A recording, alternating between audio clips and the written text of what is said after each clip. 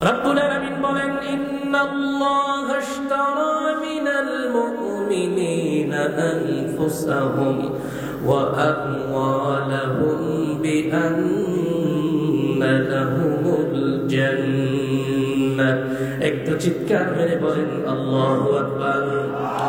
রব্বুল আলামিন বলেন, আমার বান্দার সঙ্গে চুক্তি হয়ে যায়, ব্যবসা হয়ে যায়, আমি আমার পক্ষ থেকে আমার জান্নাতকে আমি বিক্রি করি আমার বান্দার কাছে।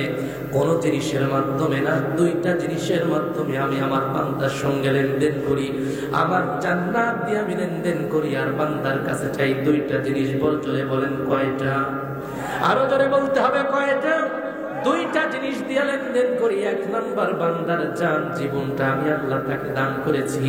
বলেন তো দেখি, আমার আপনার জীবন দান করেছেন কে? রব্বুল আলামিন বলেন, বান্দারে তোর জান যদি আমি না দান করতাম কোথায় পেতি? তোরা তো নিজেরাই বলিস আমাদের আদি পিতার নাম আদম আলাইহিস সালাম। তাহলে আদম আলাইহিস সালাম এসেছিলেন হাজার হাজার বছর আগে, আর আমি আপনি আসলাম হাজার হাজার বছর পরে। বোঝা গেল আদম আলাইহিস সালামের যুগে আমি ছিলাম না, তার মানে হলো আমার জান ছিল না।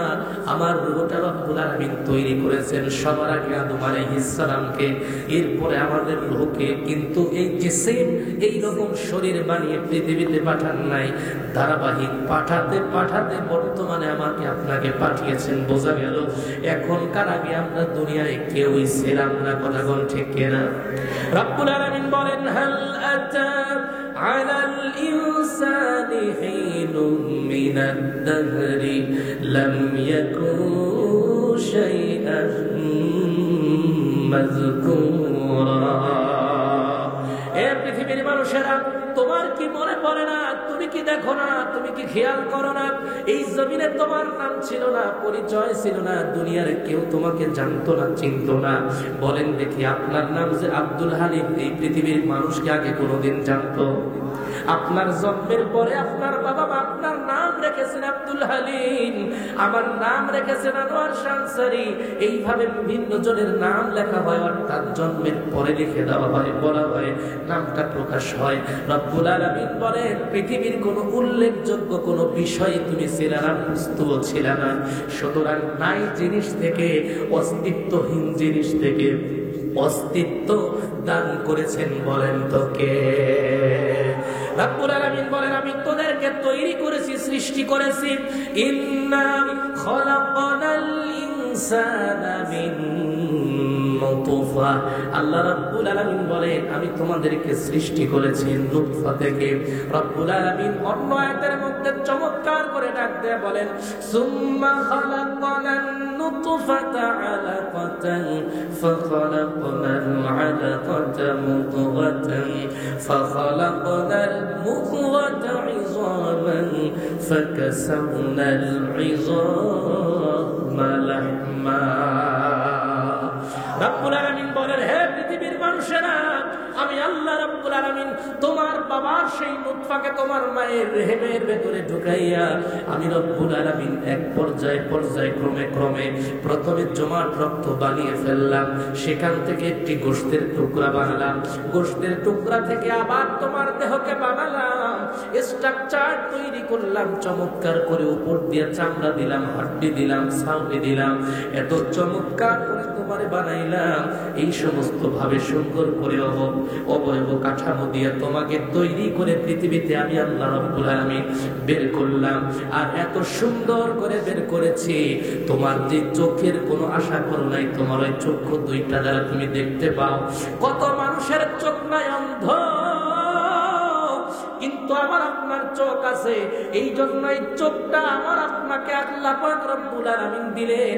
কিন্তু কত মানুষ এই চোখের নাটা উঠানামা করে, কিন্তু চোখে দেখে না।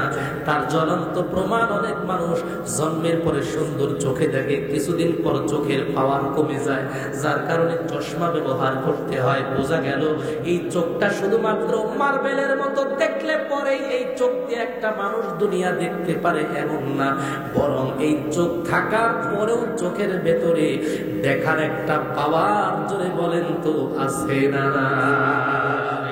বলেন এবার দেখি, এই চোখের পাওয়ারটা দিলেন কে? রব্বুল আলামিন বলেন দুনিয়ার কিচ্ছু তুমি ছিলে না, নাই জিনিস থেকে তোমাকে আমি আল্লাহ রব্বুল আলামিন অস্তিত্ব দান করে পৃথিবীতে পাঠালাম।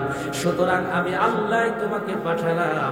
এই জন্য পৃথিবীতে একমাত্র শুধুমাত্র গুণগান যদি গেতে হয়, দুনিয়ার কোন নেতা খাতার গুণগান গাওয়া যাবে না, দুনিয়ার কোন আসবাবপত্রের গুণগান গাওয়া যাবে না, দুনিয়ার কোন গাঞ্জা বাবার গুণগান গাওয়া যাবে না।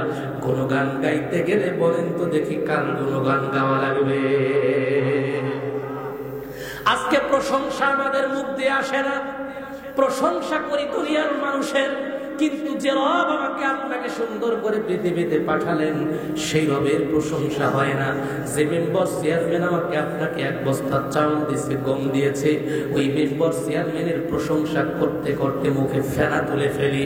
অথচ এই পৃথিবীতে এমন নেতা আছে জিনা করেছে, ব্যভিচার করেছে, মদ খেয়েছে, নারী নিয়ে নেচেছে, হাজার হাজার অপকর্ম করার পর শুধুমাত্র এই লোকটাকে সারাদিন পরে 100টা টাকা দেবে, 100 টাকার বিনিময়ে তার সারাদিন তার থেকে কিনে নিয়েছে। আর ওই ব্যক্তি স্লোগান দিচ্ছে অমুক নেতার চরিত্র ফুলের মতো পবিত্র।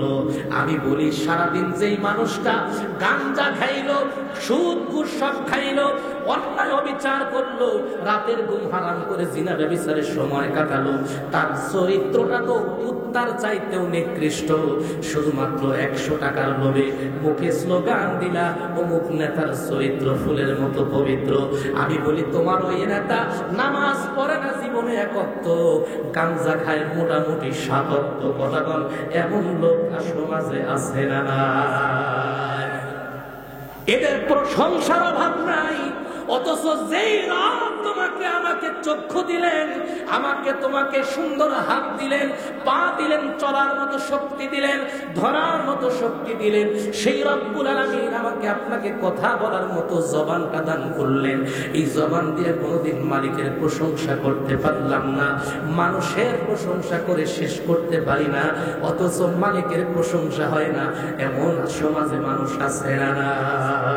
এজন্য বলতে হবে প্রশংসা যদি করতে হয় কার প্রশংসা করা লাগবে? এজন্য সকলে মুহাব্বতের সাথে বলেন আলহামদুলিল্লাহ।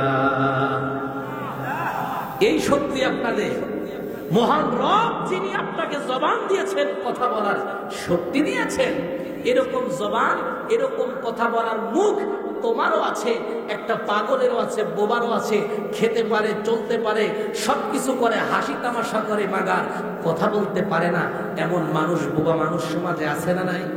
জোরে বলেন আছে না নাই?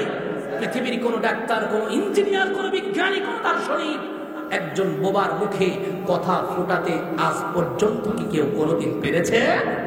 এই কথা বলার শক্তি কে দিয়েছেন? কে দিয়েছেন? যে রব আমাকে আপনাকে কথা বলার সুযোগ দিলেন, সেই রবের প্রশংসা করতে পারি না, মাহফিলে আসি রবের পক্ষে কথা বলতে পারি না, অথচ হাজার হাজার কথা অন্যায় জায়গায় কথা বললাম, সেই কথাগুলো দিয়ে শেষ করে দিলাম।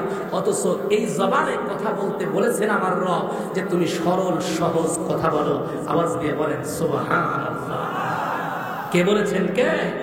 ইয়া আইয়ুহাল্লাযীনা আমানু তাকুল্লাহ ওয়া কুলু কওলান সাদীদা।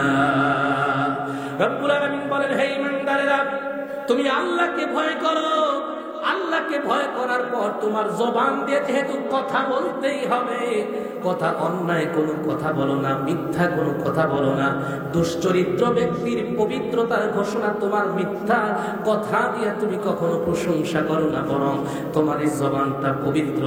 পবিত্র জবান দিয়ে যদি বলতে হয়, কুলু, তোমরা বলো, কওলান সাদীদা, সরল কথা বলো, সহজ কথা বলো, সত্য কথা বলো, হক কথা বলো।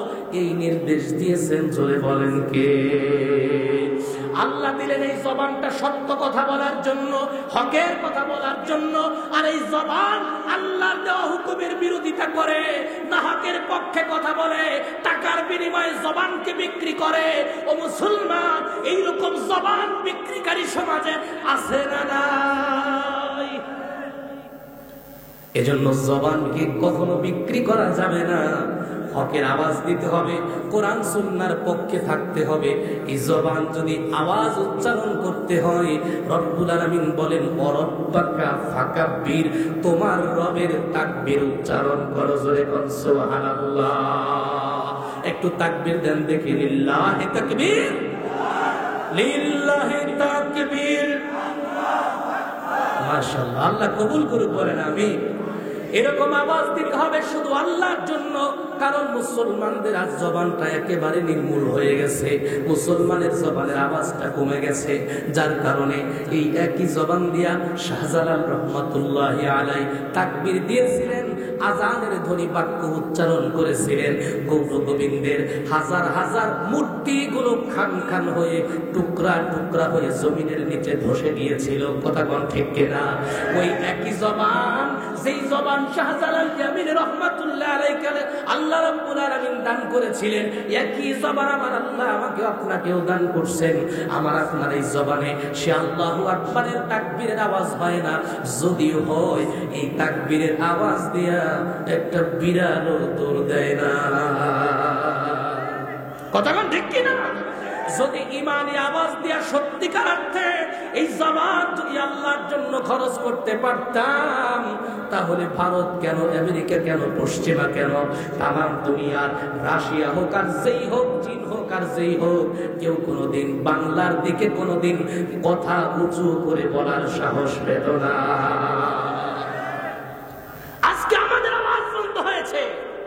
মুসলমান যে সিংহের জাতি, বাঘের জাতি, ভুলে গিয়েছে মুসলমান মনে করেছে আমি বিড়ালের বাচ্চা, সারাদিন মিয়াও মিয়াও করে অন্যের বাড়িতে শুধু দাওয়াত খাবো, অন্যের বাড়িতে শুধু দুধ ভাত খাবো, আর হকের কোনো কথা বলবো না, কোরআন সুন্নাহর কোনো কথা বলবো না, কোরআন সুন্নাহর পথে চলবো না। বিশ্বনবীর অপমান যদিও হয়, কোনো কথা দরকার নাই। বিশ্বনবীর ইজ্জতের অবমাননা করে, আল্লাহ রাসূলের বিরোধিতা করে, সংসদ থেকে বিসমিল্লাহ উঠে দেয়, এই দেশ থেকে পর্দার বিধান দূর করে দেয়, আর পশ্চিমা বিশ্বের সমস্ত অন্যায় কাজগুলোকে, এনজিও গুলোকে চালু করে দেয়। আমার আপনার জবান দিয়া কখনো প্রতিবাদ হয় না। ইসকনের মুসলমানদেরকে ধরে টুকরা টুকরা করে মুসলমান জাতি ইসকনের বিরুদ্ধে কথা বলার সাহস রাখে না। আমি তো বলি, হে মুসলমান, তোমার জবান তো এখনো বাঘের গর্জন হয় নাই, তোমার জবানে বিড়ালের মতো ম্যাও ম্যাও করে দুধ কলা খাবার জন্য ভারতের কাছে হাত পেতেছ, ইসকনের কাছে হাত পাচ্ছ, যার কারণে পশ্চিমা দেশগুলো আর বাংলাদেশের উপরে মাথা চালা দিয়ে উঠছে। কথা কোন ঠিক কিনা?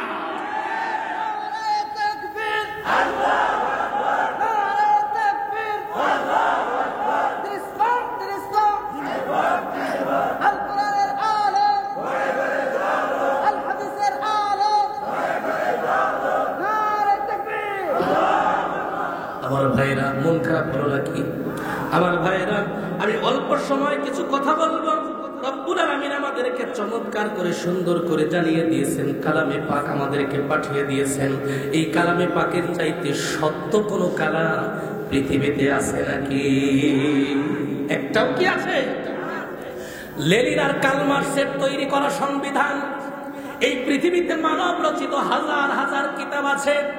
ওই সমস্ত কিতাবগুলো সমাজে এখন পর্যন্ত কোনোদিন শান্তি এনে দিতে পারে নাই, কিন্তু শান্তির বলি শুধুমাত্র তারা মুখে মুখে বলে, সমাজের ভেতরে শান্তি প্রতিষ্ঠা করতে পারে না। কথা বল ঠিক কিনা? এই সমাজে যদি শান্তির হাওয়া বহাইতে হয়, বলেন দেখি আল কোরআনের বিকল্প কোন গ্রন্থ পৃথিবীতে আছে নাকি? একমাত্র সিলেবাস মুসলমানের জন্য। সিলেবাসের নাম কি? জোরে বলতে হবে, সিলেবাসের নাম কি? পৃথিবীতে শিক্ষা আছে অনেক, দীক্ষা আছে অনেক, কিন্তু ওই শিক্ষার দীক্ষা কোনোদিন মানবতার মুক্তির সংগ্রাম হতে পারে না। পৃথিবীতে একমাত্র মানবতার মুক্তির সনদ হতে পারে মহান রবের পক্ষ থেকে সিলেবাস, সেই কোরআনের শিক্ষা এবং দীক্ষা। তাই তো আজও পর্যন্ত হাজার হাজার কোটি কোটি মানুষ নিজের মন গড়া সংবিধান তৈরি করে মানুষকে শান্তি দিতে চাইলো, শান্তি দিতে পারলো না। আর বিশ্বনবী সরকারের দো আলম হুজুর আকরাম সাল্লাল্লাহু আলাইহি ওয়াসাল্লাম পৃথিবীতে যখন এসেছিলেন, যুগের নামটা ছিল আয়ামে জাহিলিয়াত। বলেন তো কিসের জাহিলিয়াত? আয়ামে জাহিলিয়াত, ওই আয়ামে জাহিলিয়াতের যুগে এসেও যেই যুগটা কিয়ামত পর্যন্ত আর কখনো আসবে না, এত নিকৃষ্ট যুগে মহান শ্রেষ্ঠ নবী পৃথিবীতে আসলেন, একটি সিলেবাস মহান রবের পক্ষ থেকে আনলেন। আওয়াজ দিয়ে বলতে হবে সিলেবাসটার নামটা কি?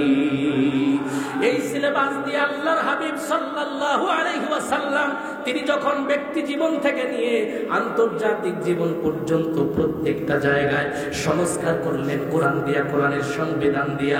যেই দিন থেকে কোরআনের সংবিধান চালু হলো, ওই দিন থেকে আয়ামে জাহিলিয়াত দূর হয়ে গেল।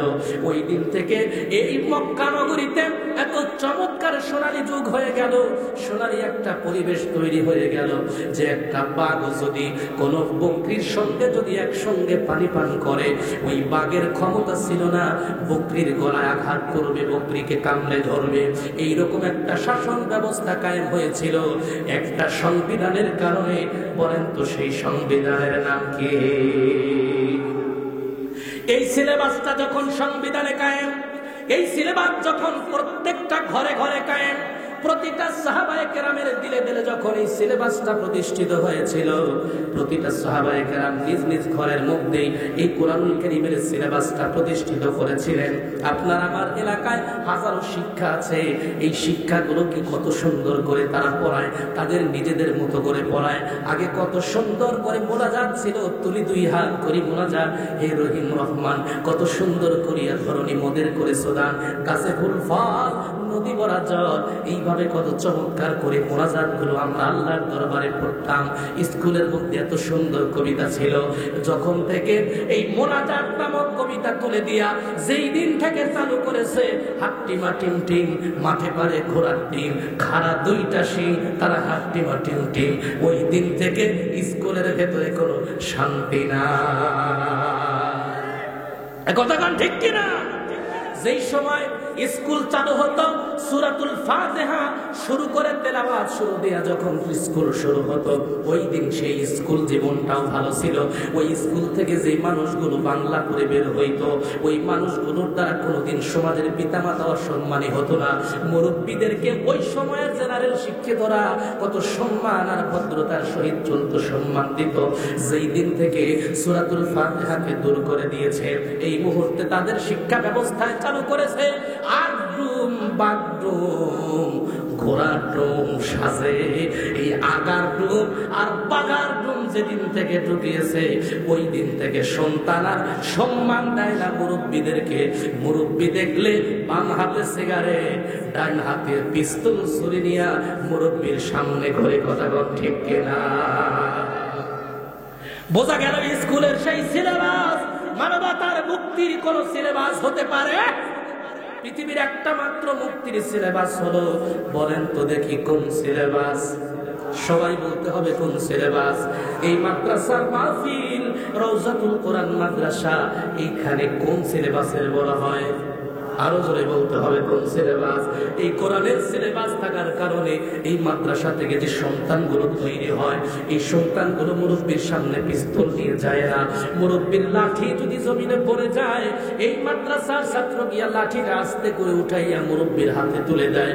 লাঠি ভর করেও যদি মুরব্বী হাঁটতে না পারে, এই মাদ্রাসার ছাত্রটা মুরব্বীকে ধরে ধরে তার ভাষা করে দেয়, ঠিক কিনা? শুধু তাই নয়, এই ছাত্রটা মুরব্বীর পায়ের মধ্যে পানি দিয়া পা পর্যন্ত ধোয়া দেয়, ওযু পর্যন্ত করায় দেয়। কোনদিন মাদ্রাসার ছাত্র থেকে বা এলাকার কোনো মানুষ কখনো অশান্তি হয় না। সুতরাং এই মাদ্রাসাগুলো একমাত্র সিলেবাসের শিক্ষা, সেই শিক্ষাটার নাম হলো কোরআনের সিলেবাসের শিক্ষা। ভদ্র আর মানবতার মুক্তি যদি পেতে হয়, সন্তান যদি আদর্শবান সন্তান বানাতে হয়, এই কোরআনের সিলেবাসের বিপরীত ভিন্ন কোন সিলেবাস দুনিয়াতে আছে নাকি? এজন্য কোরআনুল কারীমে আল্লাহ রাব্বুল আলামিন জানিয়ে দিয়েছেন, পৃথিবীর ইতিহাসে ঐতিহাসিক কত মানুষগুলো ইতিহাস লিপিবদ্ধ করে, কিন্তু ওই ইতিহাসগুলো সত্যও হতে পারে, মিথ্যাও হতে পারে। কিন্তু আমার রব এই কোরআনুল কারীমে যত ইতিহাস তুলে ধরেছেন, যত ঐতিহাসিক বাণীগুলো তুলে ধরেছেন, একটা ঐতিহাসিক ভাষণ কি কখনো মিথ্যা হয়েছে নাকি? কখনো মিথ্যা হয় নাই।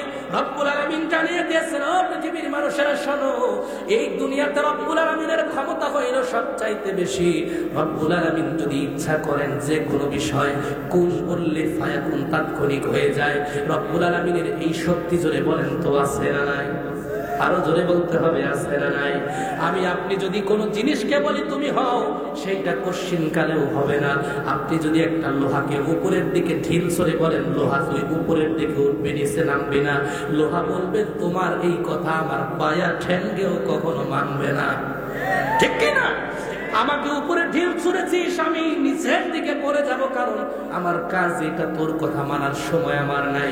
এই জন্য দুনিয়ার মানুষ কোন অর্ডার করলে সবকিছু হয় না, কিন্তু আমার রব যেটা অর্ডার করে সেটা বলেন তো দেখি হয় কি হয় না। এমন তিনটা বিষয় আপনাদেরকে আজকে শোনাবো, যে তিনটা বিষয় রব্বুল আলামিন এই পৃথিবীতে যেটা কোনো আদত না, অভ্যাস না, অভ্যাসের বিপরীত আমার রবের পক্ষ থেকে ঘটে গেছে। সেটি হলো, আপনাদের কাছে জানতে চাই, আপনার বাড়িতে যে ছোট বাচ্চা আছে, মনে করেন আজকে সকালবেলা ভোরবেলা একটা বাচ্চা জন্ম নিল। বাচ্চা জন্ম নেওয়ার পরে আগামীকাল সেই বাচ্চাটাকে যদি জিজ্ঞেস করেন বাবা তুমি কেমন আছো, বলেন দেখি আপনার ঘরের সন্তানটা কি কথা বলতে পারে নাকি? আরো জোরে বলেন। একটা সন্তানের কথা বলতে হলে কম পক্ষে 1.5 বছর বয়স লাগে, ঠিক কিনা? এই সন্তানটা বড় হয়, ধীরে ধীরে কথা শেখে, কিন্তু তাৎক্ষণিক কথা বলতে পারে না, কারণ এই জমিনে আল্লাহ সিস্টেম চালু করে দিয়েছেন। ওই বাচ্চাটাকে যদি বলেন বাবা তুমি উঠে দাঁড়াও, দাঁড়াতেও পারবে না। কেন? আমার রবের হুকুম হলো মানুষ জন্ম নেওয়ার 1 বছর পরে, 1.5 বছর পরে ধীরে ধীরে সে ওঠার চেষ্টা করবে। এইভাবে 3 বছর 4 বছর হলে ভালো করে সে হাঁটা শিখবে। ও মুসলমান, কিন্তু ছাগলের একটা বাচ্চা যদি জন্ম নেয়, জন্ম নেওয়ার পরে বলেন দেখি ছাগলের বাচ্চাটা উঠে দাঁড়ায় কি দাঁড়ায় না? ছাগলের বাচ্চা যদি জন্মের পরে উঠে দাঁড়াতে পারে, মানুষের বাচ্চা কেন পারে না? আমার রব্বুল আলামিনের কুদরত এখানেই। আল্লাহ রব্বুল আলামিন পশু প্রাণীগুলোর মধ্যে এই আদত দিয়ে দিয়েছেন যে তারা জন্মের পরে উঠে দাঁড়াতে পারবে। কিন্তু আমার বান্দা, পৃথিবীর মানুষেরা তুমি জন্মের পরে উঠে দাঁড়াতে পারবে না, সময় লাগবে। এই যেন শিক্ষা দেয় বান্দারে, সব কাজে তাড়াহুড়া করো না, ধীরে ধীরে ধীরে সুস্থিরে সবর আর ধৈর্য নিয়া তোমার পথ চলতে হবে। শুরুতেই যেন আল্লাহ শিক্ষা দেয় যে তোমার হাঁটতে যেমন সময় লেগেছে, দুনিয়ার কোনো কাজে তাড়াহুড়া করো না, সবর আর ধৈর্যের সাথে চলো। সবর আর ধৈর্য ধরলে তোমার সঙ্গে থাকবে, জোরে বলেন কে?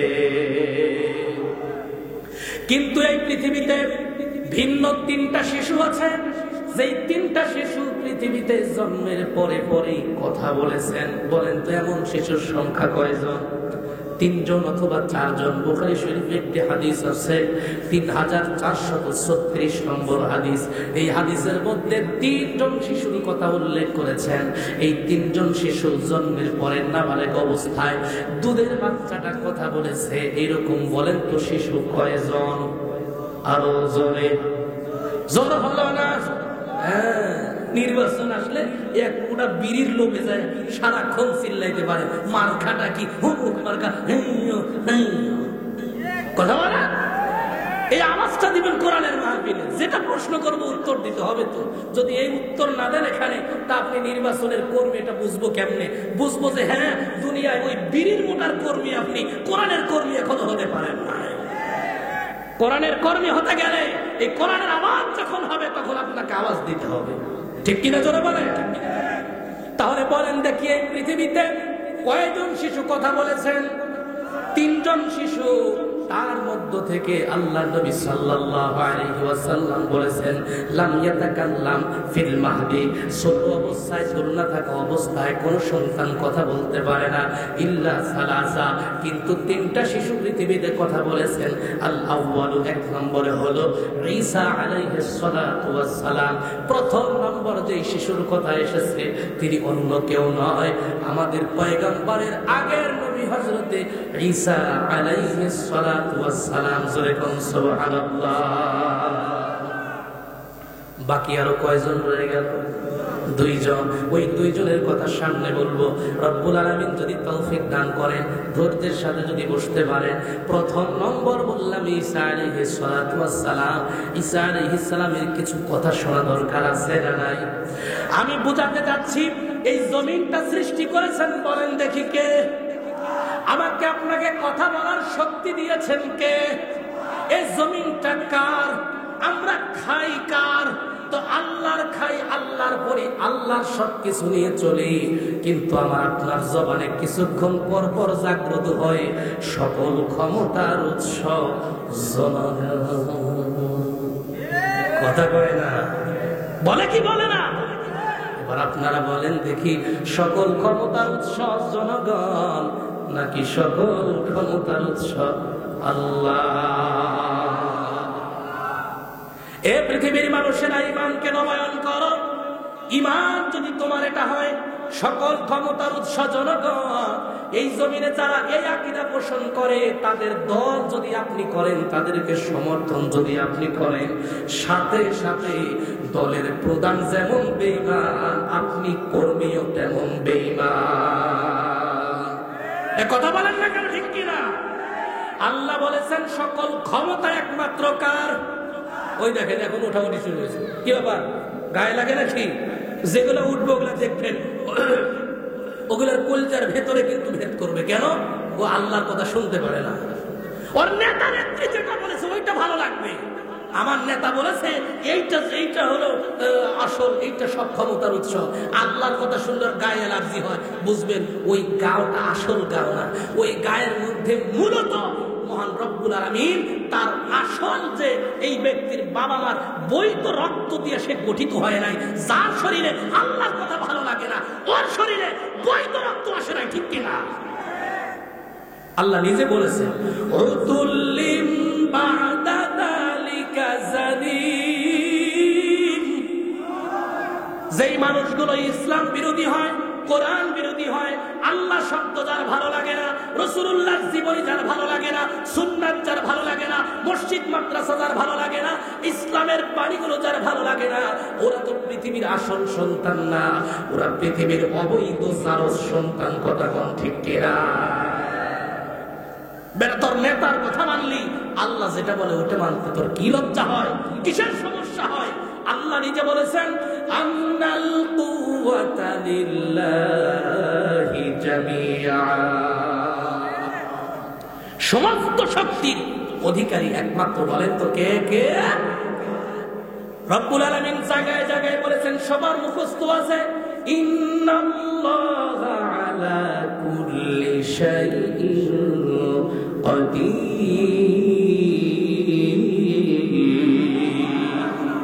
সবার মুখে মুখে এই আয়াতটা মুখস্থ আছে। তাহলে বলেন দেখি সকল ক্ষমতার উৎস কে? রব্বুল আলামিন ইচ্ছা করলে খেজুর গাছে বড়াই দিতে পারে, ইচ্ছা করলে বড়াই গাছে খেজুর ধরাইতে পারে। এটা পারে, জোরে বলেন তো কে? কিন্তু খেজুর গাছে খেজুর হয় না, বড়াই গাছে খেজুর হয় না, আবার খেজুর গাছে বড়াই হয় না। কেন? আল্লাহ এই সিস্টেমটা করেন নাই। যদি আল্লাহ চান সেটা করে দিতে পারে, কিন্তু যদি না চান, যে আদত পৃথিবীতে জারি করেছেন ওটাই চলমান থাকবে। কথা কোন ঠিক কিনা? এই পৃথিবীতে হযরত ঈসা আলাইহিস সালাতু ওয়াস সালাম এসেছিলেন। আল্লাহ বলেছেন, ঈসা আলাইহিস সালাতু ওয়াস সালাম দুধের বাচ্চা, শিশু অবস্থায় জন্মের পরেই কথা বলেছেন। আবার শুধু কথাই বলেছেন এমন নয়, ঈসা আলাইহিস সালামের বাবাও নাই। বলেন আছে নাকি? ঈসা আলাইহিস সালামের বাবা আছে? বাবাও নাই। তাহলে বাবা ছাড়া সৃষ্টি করলেন, বলেন তো কে? রব্বুল আলামিন জানায় দেয়, পৃথিবীর মানুষেরা তোরা কোনদিন দুনিয়ার কোন সিস্টেমের বাইরে কোনো কাজ করতে পারবি না। একজন মা, একজন মহিলা গর্ভধারণ করে, পৃথিবীর সমস্ত বৈজ্ঞানিক, দার্শনিক, ডাক্তার মিলে যদি চায় একজন পুরুষকে গর্ভধারণ করাবো, সারা দুনিয়ার বিজ্ঞানী ডাক্তার মিলেও কোনোদিন পুরুষের কাছে গর্ভধারণ করাতে পারবে নাকি? কিন্তু আমার রব যদি চান, পুরুষের মধ্য থেকেও সন্তান নাজিল করতে পারেন, সন্তান আনতে পারেন। আবার যদি আল্লাহ চান শুধু নারী থেকেও সন্তান আনতে পারেন। আল্লাহ যদি চান পৃথিবীতে মানুষ আনবেন, বাবাও লাগবে না, মাও লাগবে না। আমার আল্লাহ চাইলে বাবা মা ছাড়া, পিতা মাতা ছাড়া পৃথিবীতে সন্তান আনতে পারে কি পারে না? বাবার মা ছাড়া যিনি পৃথিবীতে জন্ম নিয়েছেন তিনি আর কেউ নয়, আমাদের আদি পিতা হযরতে আদম আলাইহিস সালাম। আদম আলাইহিস সালামের বাবা মা আছে নাকি? জোরে বলেন। আদম আলাইহিস সালামের বাবা মা নাই, তাহলে সৃষ্টি করলেন কে? আল্লাহ তাআলা বাবা মা ছাড়া সৃষ্টি করলেন। এবার যদি বলেন শুধু পুরুষ থেকে কি কোনোদিন মানুষ জন্ম নেওয়া সম্ভব? আল্লাহ বলে হ্যাঁ, এটাও সম্ভব। সেটা কারা, সেটা কে? আমি আপনাদেরকে কাছে জানতে চাই, বলেন তো দেখি পারেন কিনা? পুরুষ থেকে মানুষ তৈরি হবে, এই শক্তি আল্লাহর আছে না নাই? পৃথিবীতে এমন সন্তান কি কোনোদিন জন্ম নিয়েছে নাকি? সারাদিন সর্দি আর কাশি নিয়ে সারাদিন বলো একটা মানুষের সামনে সারাক্ষণ তুমি নাক ফোঁত করে ঠিক কথা বলেন। তুমি বলো তুমি ক্ষমতার উৎস যদি হয় সর্দি লাগে কেন? এটা তো পেটের ভেতরে পাতলা পায়খানা কেন ধরে? একদিন পাতলা পায়খানা ধরলে ক্যা করে বিছনায় পড়ে মরো, উঠে দাঁড়ানোর ক্ষমতা তোমার থাকে না। বোঝা গেল কোন ক্ষমতার অধিকার পৃথিবীর কারো নাই, একমাত্র ক্ষমতা জোরে বলেন তো কার? আল্লাহর নাম নিতে আমারও এলার্জি হয় নাকি? জোরে বলেন না কারণ? আরো জোরে বলতে হবে কার? আমি প্রতিদিন চিল্লাই। গতকাল আমার মাহফিল ছিল সেই কুড়িগ্রাম জেলা সিলবাড়ি, সেখান থেকে আমি সকালে রওনা হয়েছি। এত সারাদিন কষ্ট করে আপনাদের কাছে এসে এখনো গলা কাটাচ্ছি, আর আপনি 2 পা আগাইলে এই ময়দানে এসে পড়েছেন। এরপরেও যদি আপনাদের গলায় আওয়াজ না থাকে, এর চাইতে দুর্ভাগ্য আর কি হবে? এবার আমি জানতে চাই, আপনারা লোক বেশি না আমি লোক বেশি? জোরে বলেন। তাহলে একার আওয়াজ যদি এত বড় হয়, আপনাদের আওয়াজ নাই কেন? আওয়াজ দেওয়ার দরকার আছে না? দূর থেকে মেহমানের অসম্মানী করতেছেন কেন? অসম্মানী করা যাবে না। আওয়াজ আপনাদেরকেও দিতে হবে, যখন যা চাইবে তাই দিতে হবে। পারবেন না ইনশাআল্লাহ? যদি আওয়াজ দিতে না পারেন, অসচেতন মুসল্লি নিয়ে কোনোদিন বয়ান হয় না। দরকার নেই, একজন মুসল্লি চাই, একজন শ্রোতা চাই যিনি আল্লাহর জন্য, দিনের জন্য মর্তে মুজাহিদ হবে, ইমানি শক্তি ব্যয় করবে, শরীরের সমস্ত শক্তি দিয়া মহান কামের পক্ষে কথা বলবে। এরকম একজন শ্রোতা যদি থাকে, একজন শ্রোতা নিয়ে মাহফিল করবো। এতগুলো শ্রোতার প্রয়োজন নাই, ছাগলের বাচ্চা হাজার হোক, কিন্তু ওই ছাগলের বাচ্চাটা চাই যেই ছাগলের বাচ্চাটা সামনের দিকে আমাকে আপনাকে দুধ দেবে, উপকার দিবে। যেই ছাগলের বাচ্চা হিজড়া হবে, যেই ছাগলের বাচ্চা দুধ দিবে না, উপকার দিবে না, এরকম গোয়াল ভর্তি ছাগলের দরকার না। ইমানদার একটা হন, ওই একটা ইমানদার দিয়ে গোটা দুনিয়া শাসন হবে। আর কোটি কোটি ইমানদার থাকলেও ওই ইমানদারের যদি ইমানি পাওয়ার না থাকে, গোটা দুনিয়া ভর্তি ইমানদার থাকলেও কোনো লাভ নাই। যার কারণে স্পষ্ট হয়ে যায় 313 জন মাত্র সাহাবী হাজার হাজার কাফেরকে পরাজিত করে বদর প্রান্তরে বিজয় অর্জন করেছিলেন। আর সারা দুনিয়া 400 কোটি মুসলমান বসবাস করে। আর আমেরিকার বাচ্চা, ভারতের বাচ্চা মুসলমানদের উপর আঙ্গুল করে মুসলমানদেরকে তাড়িয়ে দেয়। ইসরায়েলের হুতি বাচ্চা বাইতুল মুকাদ্দাসকে দখল করে। এটা কেমন করে সম্ভব? এটা তো সেই যুগে সম্ভব ছিল না, সম্ভব হয়েছে একটা কারণে। আজ ইমানদার দাবি করার ইমানদার আছে, প্রকৃত ইমানদার এই ভিত্তিরা ধরে বলে। প্রকৃতি ইমানদার বানাতে চায়, শৈলিক হতে হবে। জানেন বর্তমান কি হচ্ছে? গজওয়াতুল হিন্দ তার আলামত শুরু হয়ে গেছে। স্কুলের বাচ্চারা যেভাবে মুসলমানদেরকে, আইনজীবীদেরকে ধরে ধরে হত্যা করছে, ইমানদারদেরকে ধরে ধরে জেলখানায় ভরে মুসলমানদেরকে কোণঠাসা করার চেষ্টা করছে। মনে রাখবেন, সামনে সময়টা আসতেছে বড় ভয়াবহ সময়। এখনো যদি হাজারবার যদি এখন শুধু ফতোয়া দেই না, এখন আর ট্রেনিং দেওয়ার প্রয়োজন নাই, মুজাহিদ বানানোর প্রয়োজন নাই। মুজাহিদ তৈরি করলেই তো তাকে জঙ্গি বলা হয় না। জঙ্গি চেষ্টা বানানোর সময় এখন নাই। যে কি বলে বলুন, আমাদেরকে ট্রেনিং প্রাপ্ত হতে হবে, মাতৃভূমি রক্ষা করতে হবে, ইসলাম রক্ষা করতে হবে, আমাকে গজওয়াতুল হিন্দের জন্য প্রস্তুতি নিতে হবে। ঠিক কিনা?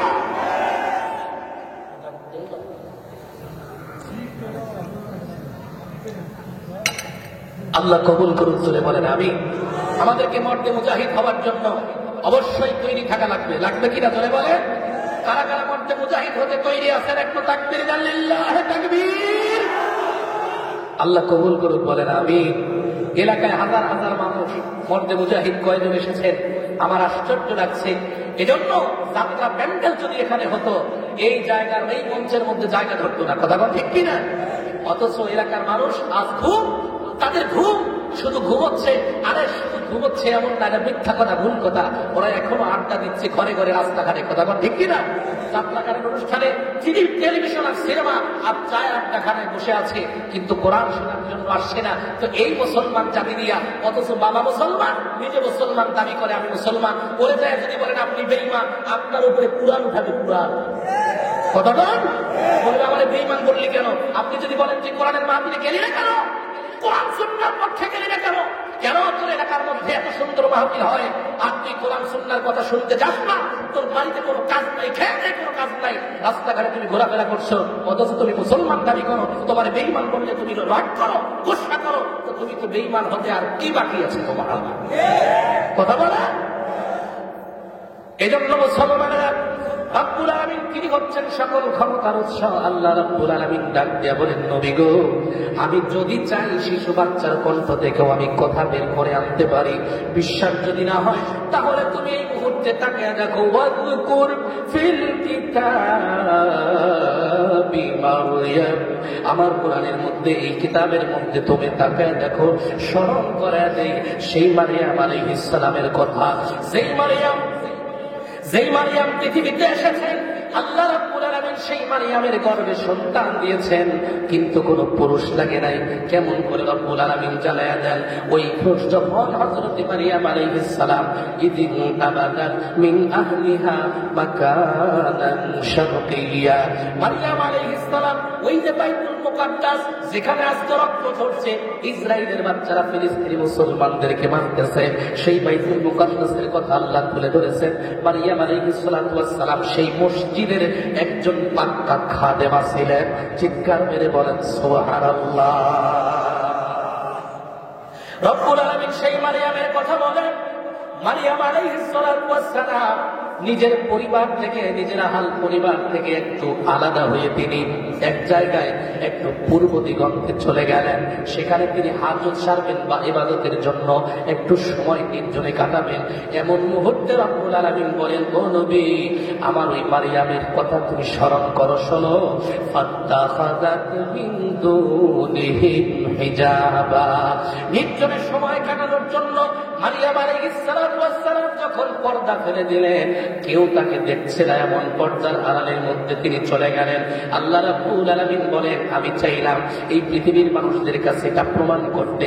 মানুষ যদি প্রশ্ন করে আল্লাহ তাআলার ক্ষমতা কি আছে, পুরুষ ছাড়া পৃথিবীতে কোনো মানুষ তৈরি করবেন, এই জিনিসটা আমার কিয়ামত পর্যন্ত সমস্ত মানুষের কাছে আমার এই ক্ষমতা আছে কি আছে না, সেই বিষয়টা জানানোর জন্য রব্বুল আলামিন বলেন, আমি মারিয়ামের গর্ভে সন্তান দান করব। কেমন করে? আল্লাহ বলেন, ফাআরসালনা ইলাইহা রূহানা ফাতামাসসালা লাহা বাশারান সাবিয়্যা, আমি আল্লাহর পক্ষ থেকে পাঠিয়ে দিলাম আমার একজন রূহ, মানে আমার ফেরেশতা, আমার ফেরেশতাকে পাঠালাম আর মানব রূপ দান করে দিলাম। একদম চমৎকার একজন মানুষ হিসাবে আমার ফেরেশতা তার কাছে গেল। অর্থাৎ হযরত মারিয়াম আলাইহিস সালাম নির্জনে এমন জায়গার মধ্যে আল্লাহর ফেরেশতা আসলেন ঠিক আছে, কিন্তু একটা রূপ ধারণ করলেন। রূপটা হলো মানুষের রূপ। জোরে বলেন কিসের রূপ? আরো জোরে বলেন কিসের রূপ? মানুষ হলো পৃথিবীর শ্রেষ্ঠ মানুষ, মানুষ হলো পৃথিবীর শ্রেষ্ঠ জাতি। আমার আল্লাহ রাব্বুল আলামিন ফেরেশতাকে মানুষের রূপ ধরায়া দিলেন। আল্লাহ নিজেই বলেছেন মানুষ কতটা সম্মানিত। আল্লাহ বলেছেন, ওয়ালাকাদ কাররামনা বানি আদম, আমার আদম সন্তানগুলোকে আমি আল্লাহ সম্মানিত করেছি। এই জন্য সম্মানিত মানুষের রূপ ধরেছেন আল্লাহ ফেরেশতা। আল্লাহ হযরত মারিয়াম আলাইহিস সালামের সামনে এসে উপস্থিত। মারিয়ামকে লক্ষ্য করে ডাক দিয়া বলে, ও মারিয়াম, আমি দুনিয়ার কারো পক্ষ থেকে আসি নাই, আমি এসেছি, জোরে বলেন তো কার পক্ষ থেকে? মারিয়াম আলাইহিস সালাম তিনি দেখতেছেন আমি পর্দা হিজাব দিলাম নির্জনে থাকার জন্য, অথচ আমার সামনে একজন মানুষ কে যেন চলে আসলো। হযরত মারিয়াম আলাইহিস সালাতু ওয়াস সালাম সাথে সাথে একটা দোয়া পড়লেন। কি পড়লেন? আরো জোরে। আল্লাহর নবী সাল্লাল্লাহু আলাইহি সাল্লাম বলেন, ও দুনিয়ার মানুষেরা শোনো, আল্লাহ পাক মারিয়াম আলাইহিস সালাতু ওয়াস সালামের কথাটি কোট করে জানিয়ে দিলেন। আল্লাহ রাব্বুল আলামিনের বান্দি হযরত মারিয়াম বললেন, ক্বালাত ইন্নী আউযু বিররহমানি মিনকা ইন কুনতা তাকিয়া। পর্দার বিধান শুধু এখন আছে এমন না, পর্দার বিধান সেই জামানায়ও ছিল। জোরে কোন সুবহানাল্লাহ। হযরত মারিয়াম আলাইহিস সালাম ডাক দিয়ে বলেন, আল্লাহ আমি নির্জনে একাকী আসলাম, যাতে কোনো পুরুষ মানুষ আমাকে না দেখে। সেই জায়গার ভেতরে কোন পুরুষ আসলো? আল্লাহ তোমার কাছে আশ্রয় চাই। ইন্নী আউযু বিররহমান, দয়াময় আল্লাহর কাছে আমি আশ্রয় চাই। কারণ হলো আল্লাহ তোমার কাছে আশ্রয় ছাড়া পৃথিবীর মূল আশ্রয়দাতা আর কেউ নাই। আর ওই পুরুষটাকে জানিয়ে দিলেন, যদি তুমি মুত্তাকি হও, যদি তুমি আল্লাহকে চিনো, আল্লাহকে যদি ভয় করো, তাহলে আমি তোমার থেকে বাঁচার জন্য আমি তোমার সাহায্য চাই নাই, আমি সাহায্য চেয়েছি কার কাছে? এখান থেকে স্পষ্ট হলো, দুনিয়ার যে কোনো বিপদে আমি আপনি পড়ি না কেন, দুনিয়ার মানুষের কাছে সাহায্য চাওয়ার আগে সবার আগে সাহায্য চাইতে হবে কার কাছে? আমাদের অবস্থা কি? আল্লাহর কাছে সাহায্য চাইতে মন চায় না। আমি আপনি বিপদে পড়লে আগে ডাক দেই, ওরে বাবা গো। কথাটা ঠিক কিনা? ও মা গো, বাবা গো, আসো আমারে বাঁচা। এরপরে এলাকাবাসীকে ডাকি না, এটা ভুল। আপনি যদি ডাকতে হয় আমার আশ্রয়ের জন্য, বলেন তো আমাকে আপনাকে প্রধান আশ্রয়দাতা কে? হযরত মারিয়াম আলাইহিস সালাম এইভাবে আল্লাহর কাছে দোয়া করলেন। আল্লাহ রাব্বুল আলামিন জানিয়ে দিলেন, ও ফেরেশতা, তুমি তোমার পরিচয় গোপন রেখো না, এই মুহূর্তে ওপেন করে দাও। কারণ আমার মারিয়াম বড় পর্দাশীল একজন মেয়ে, নেককার একজন মেয়ে। যেহেতু আমি আল্লাহর কাছে সাহায্য চেয়েছে, তাই আমি আল্লাহ আমার মারিয়ামকে এত বড় কঠিন পরীক্ষার মধ্যে ফেলবো না, যেই পরীক্ষায় থেকে আমার মারিয়াম আমি আল্লাহর রহমত থেকে বঞ্চিত হয়ে যায়। আমি দয়াময় আল্লাহকে ডাক দিয়েছে, আমি আল্লাহ আমার মারিয়ামের সহযোগিতায় এগিয়ে আসলাম। ও ফেরেশতা, তোমার পরিচয় ওপেন করে দাও। তুমি কি আসলে দুনিয়ার কোন মানুষ, নাকি আমি আল্লাহর প্রেরিত একজন বান্দা বাবু? তাকে জানায় দাও। ফেরেশতা ডাক দিয়া বলে, ক্বালা ইন্নামা আনা রাসূলু রাব্বি লিআহাবা লাকি গুলামান যাকিয়া। মানবরূপী ফেরেশতা মারিয়ামের সামনে থেকে ডাক দিয়ে বলে, মারিয়াম ভয় পেও না, টেনশন করো না, আমি কিন্তু আল্লাহর পক্ষ থেকে তুমি যেই রবের কাছে আশ্রয় চেয়েছো, তোমার ওই রবের কাছ থেকে আমি তোমার কাছে প্রেরিত হয়েছি। কেন এসেছি জানোনি? আমি এসেছি লিআহাবালাকি গুলামান যাকিয়া, তোমার গর্ভে একজন নেককার সন্তান দেওয়ার জন্য আমি আল্লাহর পক্ষ থেকে প্রেরিত হয়েছি। চিৎকার মেরে বলেন সুবহানাল্লাহ। এইবার মারিয়াম আলাইহিস সালাম দেখেন কি বলেন। তিনি বলতেছেন, আপনি যে আমাকে একজন পবিত্র নেককার গোলাম, একজন মানুষের একজন সন্তানের একটি সুসংবাদ আমাকে দিতে আসছেন, কেমন করে দিবেন? আমার তো বিয়েই হয় নাই। সুবহানাল্লাহ বলেন। আল্লাহর বান্দি বলেন, ক্বালাত আন্না ইয়াকুনু লি গুলামুন ওয়া লাম ইয়ামসাসনি বাশারুন ওয়া লা আকু বাগিয়া।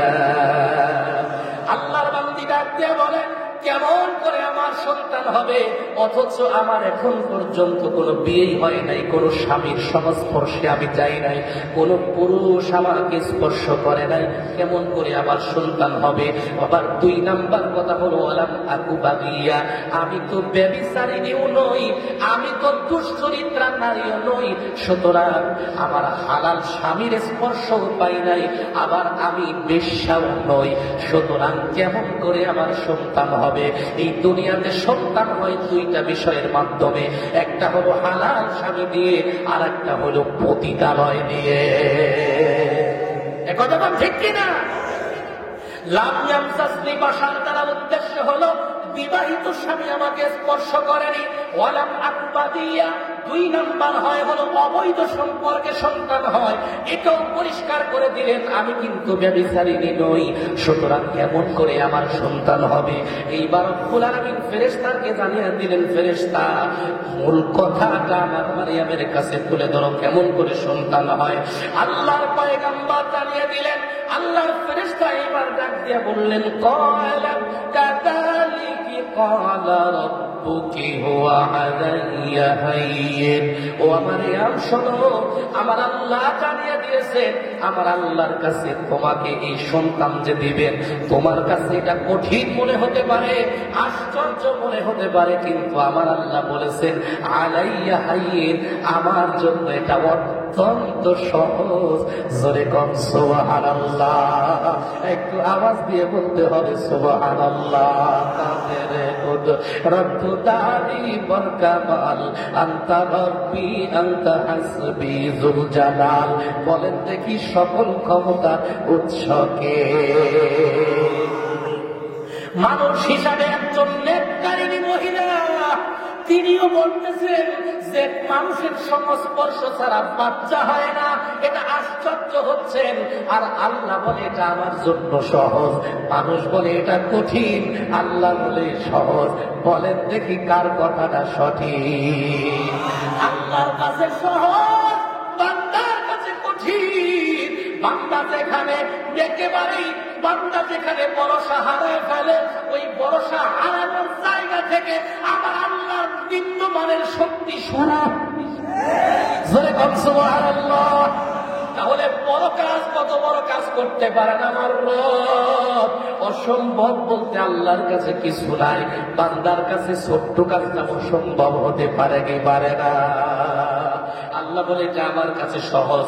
ও আল্লাহর বান্দি মারিয়াম, আমার রব কেন করবেন তোমাকে সন্তান কেন দিবেন জানোনি? ওয়ালিনা জাআলাহু আয়াতাল লিন্নাসি ওয়া রাহমাতাম মিন্না। তোমাকে পুরুষ ছাড়া সন্তান দেওয়ার মাধ্যমে এই জগতে কিয়ামত পর্যন্ত যত মানুষ আসবে সমস্ত মানুষের জন্য তোমাকে নিদর্শন বানাবে। তোমার সন্তান ঈসা আলাইহিস সালামকে একটি অনন্য নিদর্শন বানায় রাখবে। 2 নাম্বার, আল্লাহর পক্ষ থেকে এটা রহমত হিসাবে পৃথিবীতে পাঠাবে। চিৎকার মেরে বলেন সুবহানাল্লাহ। তাহলে বলেন দেখি কয় কারণে পাঠাবে? হয় নাই, জোরে বলেন। 1 নাম্বার, মানুষের কাছে এটা নিদর্শন হবে, আল্লাহর কুদরত প্রকাশ হবে। 2 নাম্বার, এটা আল্লাহর পক্ষ থেকে রহমত। এই 2টা জিনিস আল্লাহ রাব্বুল আলামিন পৃথিবীর মানুষের জন্য দিবেন। এইবার রাব্বুল আলামিন ডাক দিয়ে বলেন, আমার বান্দি হযরত মারিয়াম এই কথা যখন শুনলেন, মারিয়ামকে আবার জানিয়ে দেওয়া হলো ওয়া কানা আমরাম মাকদিয়া। আমার আল্লাহ যে সিদ্ধান্ত নেন, যেই বিষয়টা তিনি সিদ্ধান্ত নেন, ওইটা স্থিরীকৃত হয়ে যায়, ওটা হবেই, কোনো সন্দেহ নাই। আমার আল্লাহ ঘোষণা দিয়েছেন স্বামী ছাড়া তোমার সন্তান দিবে, এটা হবেই, কোনো সন্দেহ নাই। ঠিক কিনা? কে পারে? কে পারে? হযরত মারিয়াম আলাইহিস সালাতু ওয়াস সালাম নিশ্চিত হয়ে গেলেন, আল্লাহ যেহেতু দিবেন, আল্লাহর কাছ তো সবই সম্ভব, অসম্ভবের কোনো কিছু নাই। এই কারণে এইবার হযরতে কি বলে আল্লাহর ফেরেশতা মারিয়াম আলাইহিস সালাতু ওয়াস সালামের মুখে বুকে একটা ফু দিলেন। মাত্র কি দিলেন বলেন তো? ফু দিলেন। নারী পুরুষ যেইভাবে সংস্পর্শ হয়, ফেরেশতা যদিও মানুষ হিসেবে মানুষ রূপে এসেছে, কিন্তু ওই রকম সংস্পর্শ যাবে না। কারণ হলো ফেরেশতা পবিত্র। ফেরেশতা কি? পবিত্র। ফেরেশতা শুধুমাত্র একটা ফু দিয়েছে। বলেন কি দিয়েছে? একটা ফু দিয়েছে। তাৎক্ষণিক হযরতে মারিয়াম আলাইহিস সালাতু ওয়াস সালাম গর্ভধারণ করে ফেলেছেন। জোরে বল সুবহানাল্লাহ। এইবার মারিয়াম আলাইহিস সালাতু ওয়াস সালাম ফাহামালাতুহু ফান্তাবাদাত বিহি মাকানান قصيا গর্ভধারণ করলেন আর এইবার মারিয়াম আলাইহিস সালাতু ওয়াস সালাম গর্ভ থেকে এইবার সন্তান খালাস করবেন কেমন করে এই জন্য একটা স্থান নির্ধারণ করা দরকার যেটা লোকালয়ের বাহিরে থাকবে মানুষ যেখানে দেখবে না এমন নির্জন একটি জায়গায় গিয়া সন্তান প্রসব করতে হবে রব্বুল আলামিন জানায়া দিলেন এইবার তার সন্তান প্রসবের জন্য একটি জায়গা নির্দিষ্ট হলো জায়গাটা হলো ফাআজাআল মাখাবু ইলা তিদঈন নাখলা একটা খেজুর বৃক্ষের দিকে হযরত মারিয়াম আলাইহিস সালাতু ওয়াস সালাম ছুটলেন সুবহানাল্লাহ বলেন এমন খেজুর গাছের নিকট গেলেন যে খেজুর গাছটা হলো মরা গাছ কি গাছ জোরে বলে না কি গাছ যে খেজুর গাছটা মরা যে খেজুর গাছটা শুকনা ওই খেজুর গাছের মধ্যে কোনো তাজা কোনো খেজুর নাই কোনো কিচ্ছু নাই এরকম একটা মরা গাছ ওই দিকে হযরতে মারিয়াম আলাইহিস সালাতু ওয়াস সালাম চলে যাচ্ছেন কেন সন্তান প্রসব করবেন কারণ মরুভূমি এলাকা ওখানে অন্য কোনো সবুজ লতা পাতা ঘাস কোনো কিচ্ছু নাই যতটুকু আছে শুধু খেজুর গাছ তারপরও এই খাওয়ানোদের কারণে এই জমিনটা শুষ্ক হওয়ার কারণে পাথরময় হওয়ার কারণে সেখানে খেজুর গাছগুলো অনেক সময় মরে যায় এই মরা বৃক্ষের কাছে তিনি চলে গেলেন আল্লাহ রাব্বুল আলামিন জানায়া দিলেন এইবার হযরত মারিয়াম আলাইহিস সালাতু ওয়াস সালাম সন্তান প্রসব করবে কিন্তু হৃদয়ের মধ্যে অত্যন্ত বেদনা দুঃখ কারণ হলো আমি যদি সন্তান প্রসব করি আমার এলাকার এই জাহেল কওমেরা তারা তো আর ইসলাম বোঝে না তারা তো আর আল্লাহ রাসূল বোঝে না ওই মানুষগুলা তো আমি একজন নেককারিনী মহিলাকে মেয়েকে তার ভন্ডসনা করবে অত্যাচারও করতে পারে আমাকে বিভিন্ন লাঞ্ছনাদায়ক কথা বলবে এই কারণে মারিয়াম আলাইহিস সালাতু ওয়াস সালামের লজ্জা লাগতেছে লজ্জায় এক পর্যায়ে মারিয়াম আলাইহিস সালাম বললেন ক্বালাত ইয়া লাইতানি মিতু ক্বাবলা হাদা ওয়া কুনতু নাসিয়ান মানসিয়া মারিয়াম আলাইহিস সালাতু ওয়াস সালাম লজ্জায় তিনি এক পর্যায়ে ব্যাকুল হয়ে কথা বললেন হায় হায় আমার গর্ভে সন্তান হবে আর মানুষ আমার গর্ভের সন্তান নিয়ে হাসাহাসি করবে আমাকে লাঞ্ছনাদায়ক কথা বলবে এটা তো আমি সহ্য করতে পারবো না হায় হায় এই সময়টা আসার আগে আমার যদি মৃত্যু হয়ে যাইতো কতই না ভালো হতো কারণ মারিয়াম আলাইহিস সালাম একজন লজ্জাশীল মেয়ে কথা ঠিক কিনা এই জামানায় লজ্জাশীল মেয়ে নাই বিয়ের আগে বাচ্চা হয় ওই মহিলা বুক ফুলাইয়া মিডিয়ার সামনে বলে অমুকের লোকে আমার প্রেম ছিল বাচ্চা হয়েছে ঠিক কিনা সেই জামানায় মারিয়াম আলাইহিস সালামের লজ্জা ছিল আর এই জামানায় সেই মারিয়াম আলাইহিস সালামের নাম ধারণ করে মেয়ের নাম মারিয়াম রেখেছে আবার অবৈধ প্রেম ভালোবাসা করে অবৈধ সন্তান জন্ম দিয়া এই যুগের মারিয়ামরা মুসলমানেরা লজ্জা লাগে না মিডিয়ার সামনে প্রকাশ করে দেয় ঠিক কিনা সুতরাং এই জামানার মহিলাদেরকে যদি সত্যিকারের লজ্জার দিকে আনতে হয় এই কোরআনুল কারীমে মারিয়াম আলাইহিস সালাতু ওয়াস সালামের কথাগুলো শোনা দরকার বলে বলেন আছে না লজ্জাশীল মেয়েতে পরিণত হতে হলে এই কোরআন পড়তে হবে তাহলে তুমি ঘটনা জানতে পারবে নিজেকে পরিবর্তন করে লজ্জাশীল মেয়ে বানাতে পারবে কথা ঠিক কিনা আর কাল বাজারের মেয়ে তৈরি করা এইসব সংবিধান দুনিয়ার সিলেবাস দিয়া আপনার মেয়ে যতটুকু লজ্জাশীল ছিল ওই স্কুল কলেজ আর ভার্সিটির মধ্যে ওরা ন্যাপকিন নামের জিনিস টিচারের সামনে জনগণের সামনে মেয়েদের হাতে তুলে দেয় প্রত্যেক মাসে একটা মহিলাদের অসুস্থ আছে এই ঋতু অবস্থায় এই মহিলারা কি ব্যবহার করবে না করবে এটা স্কুলের মধ্যে নিয়ে ওই স্যাররা আর জয়াগুলো তাদের হাতে তুলে দেয় আর বলে এই যুগ আর লজ্জার যুগ নাই এটা নাকি বেহায়ার যুগ জোরে কলকা নাও জোরে ওই বেহায়ার বাচ্চাগুলো জানে না ওখানে বাবা আর মেয়ে ওরা বলে বাবা আর মেয়ের মধ্যে লজ্জা রাখবে না ইসলাম বলে লজ্জা যদি উঠে যায় তাহলে সমাজ আর সমাজ থাকবে না কুত্তা কুত্তির মতো অবস্থা হবে ঠিক কিনা তো এখন তাহলে কুত্তা কুত্তির অবস্থা হলো রাস্তাঘাটে তামন চাই তাই করা ঠিক কিনা ওই কুত্তা কুত্তি থেকে তুমি বর্তমান সমাজে যদি আসতে হয় আল্লাহর কোরআন শিক্ষার বিকল্প কোনো কাজ পৃথিবীতে। সুতরাং পুরুষ মাদ্রাসা যেমন আছে, মহিলা মাদ্রাসা এমন দরকার আছে না নাই? এবারে বলেন আছে না নাই? আপনার ঘরের মেয়েকে যদি আপনি কোরআন শিক্ষা দিতে পারেন, তাহলে এই এলাকায় মুফতি মুস্তাফিজুর রহমান হুজুর তিনি যে উত্তর দিচ্ছেন, একটা মহিলা মাদ্রাসার দরকার। এই মহিলা মাদ্রাসার ছাত্রীরা আল্লাহর কোরআনের শুরু থেকে শেষ পর্যন্ত পড়বে, এই কোরআনের সব কথাগুলো তারা জানবে, তারা নিজের জীবনকে গঠন করবে। সন্তান যদি ভালো বানাতে হয়, এই সমাজের আমার আপনার সন্তানগুলোকে এইরকম মহিলা মাদ্রাসা পড়ানো দরকার আছে না নাই? যদি মাদ্রাসা যেমন উদ্যোগ নেয়, সহযোগিতা করবেন তো? কারা কারা সহযোগিতা করবেন একটু হাত তোলেন। লিল্লাহ তাকবীর। আল্লাহ কবুল করুক, জোরে বলেন আমিন। তাহলে মারিয়াম আলাইহিস সালাতু ওয়াস সালাম কত সুন্দর করে ডাক দিয়ে বলতেছে, হায় রে এত লজ্জা, আমি কেন এর আগে মরে যাই না? আমি যদি মরে যাইতাম কতই না ভালো হতো। আর একটা জিনিস খেয়াল করে, মানুষ যখন আমাকে ভুলে যাইতো, তাহলে মানুষ আর আমাকে নিয়ে উল্টা রচনা করতে পারতো না। মারিয়াম আলাইহিস সালাতু ওয়াস সালাম এভাবে কথা বলছেন। আল্লাহ রাব্বুল আলামিন ডাক দিয়ে বলেন, ও ফেরেশতা, আমার মারিয়ামের বেদনা, দুঃখ কষ্ট অন্তরের ভেতরে অনেক। কারণ হলো সমাজের মানুষ তাকে অন্যায় কথা বলবে, তুমি জানায় দাও মারিয়াম তোমার টেনশন নাই, তোমার ইজ্জত সম্মান রক্ষা করার দায়িত্ব, জোরে বলেন তো কার? ও মারিয়াম, তুমি আরো দুঃখ করছো, তুমি ভয় পাচ্ছ যে একটা শুকনা খেজুর গাছের কাছে গেলাম, আর ওই জায়গায় তোমার সন্তান যখন প্রসব হবে, তখন তোমার ক্ষুধা আসবে, তুমি ক্ষুধার সময় কি খাবে? অন্তত একটা সপ্তাহ তো সেখানে কাটানো দরকার। কারণ ওই একটা সপ্তাহ সন্তানটাকে একটু কোনো মতে ভালোভাবে পরিচর্যা করে সেখান থেকে বিদায় তো নেওয়া লাগবে। এই সময়ের জন্য কি খাবে?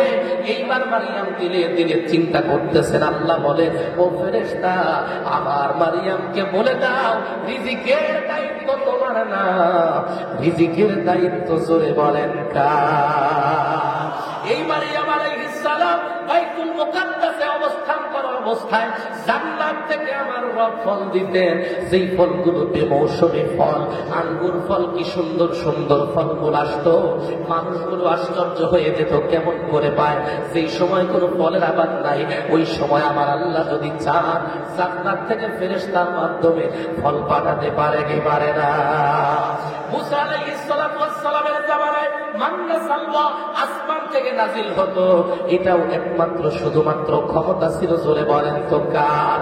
আজ পর্যন্ত দুনিয়ার কোন সরকার, দুনিয়ার কোন ইঞ্জিনিয়ার পারে নাই যে আসমান থেকে কোনো খাদ্য নাজিল করবে। বোঝা গেল সকল ক্ষমতার উৎস কোন জনগণ না, কোন সরকার না, সকল ক্ষমতার উৎস আওয়াজ দিয়ে বলতে হবে কে? আমার ভাইয়েরা, আল্লাহ রাব্বুল আলামিন জানিয়ে দিলেন, ও ফেরেশতা জানিয়ে দাও, ফানাদাহা মিন তাহতিহা আল্লা তাহজানি ক্বাদ জাআলা রাব্বুকি তাহতাকি সারিয়া। ও ফেরেশতা, মারিয়াম টেনশন করতেছে, আর টেনশন গুলোকে দূর করার জন্য যেই জায়গার মধ্যে মারিয়াম গিয়েছে ওই জায়গাটা একটু উঁচু জায়গা। ও ফেরেশতা, তুমি নিচু জায়গা থেকে মারিয়ামকে একটু ডাক দাও, আর ডাক দিয়া বলো, ও মারিয়াম, আল্লাহ তাহজানি, তুমি টেনশন করো না, চিন্তা করো না, আমার রব তোমাকে দেখতেছেন। কদ জাআলা রাব্বুকি তাহতাকি সারিয়া, তোমার সন্তান হওয়ার পরে তোমার তৃষ্ণা লাগবে, পানি পাবে কোথায়? টেনশন নাই, আমার রব বলেছেন তোমার যে উঁচু জায়গায় আছো তার ঠিক নিচ বরাবর আমার আল্লাহ তোমার পানির জন্য নহরের জারি করার ব্যবস্থা করে দেবে।